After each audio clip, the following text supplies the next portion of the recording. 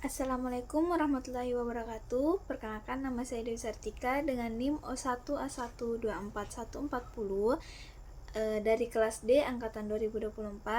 Tujuan saya membuat video ini adalah untuk memenuhi salah satu tugas yang diberikan oleh Dr. Renat Haji Ahmad Zaini, MSI.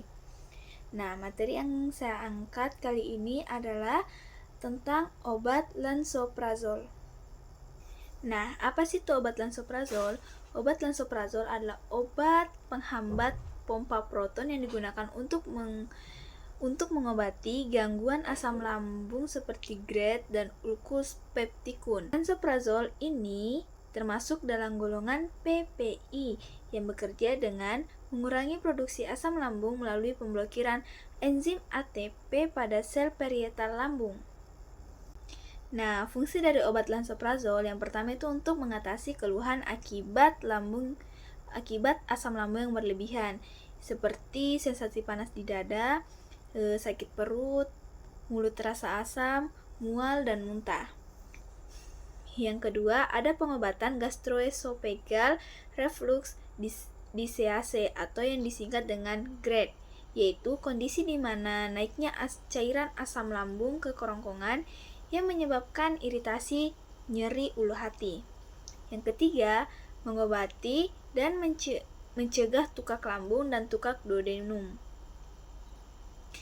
Itu tuh seperti luka pada lambung. Dan yang terakhir itu yang keempat, yaitu mengobati esofagitis erosif, yaitu peradangan atau luka pada lapisan kerongkongan akibat asam lambung yang berlebihan. Nah, adapun faktor-faktor yang mempengaruhi kestabilan lansoprazol. Yang pertama itu ada pH lingkungan. Nah, lansoprazol ini sangat tidak stabil dalam lingkungan asam atau pH rendah, seperti lambung. Oleh karena itu, sediaan lansoprazol biasanya dilapisi enterik agar tidak rusak sebelum mencapai usus halus, tempat penyerapannya terjadi. Yang kedua, ada paparan cahaya. Lansoprazol sensitif terhadap cahaya, terutama cahaya UV. Paparan terdapat menyebabkan degradasi dan penurunan efektivitas. Nah, yang ketiga ada kelembapan air. Nah, uap air dapat menyebabkan hidrolisis dan mempercepat degradasi obat. Oleh karena itu, penyimpanan dalam wadah kedap udara itu sangat penting. Yang keempat ada suhu. Suhu tinggi itu mempercepat reaksi degradasi. Lansoprazol sebaiknya disimpan pada suhu ruangan yang stabil dan jauh dari panas langsung. Yang kelima ada bentuk sediaan. Sediaan kapsul atau tablet dengan pelapis enterik jauh lebih stabil dibandingkan bentuk suspensi atau bentuk terbuka yang terekspos dalam lingkungannya. Yang terakhir ada interaksi dengan zat lain. Bahan tambahan dalam formulasi juga dapat mempengaruhi kestabilan, baik melalui interaksi kimia maupun fisik. Nah, selanjutnya ada kestabilan lansoprazol. Yang pertama, lansoprazol injeksi stabil hingga 24 jam pada suhu kamar setelah rekonstitusi dan pengenceran. Yang kedua, harus digunakan segera setelah disiapkan untuk mencegah degradasi. Yang ketiga, endapan coklat dan hitam bisa terbentuk jika tidak bisa ditangani dengan benar.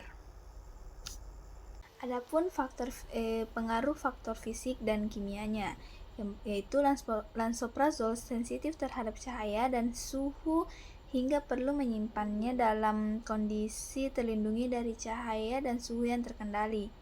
Yang kedua, konsentrasi obat dan jenis pelarut juga mempengaruhi kestabilan.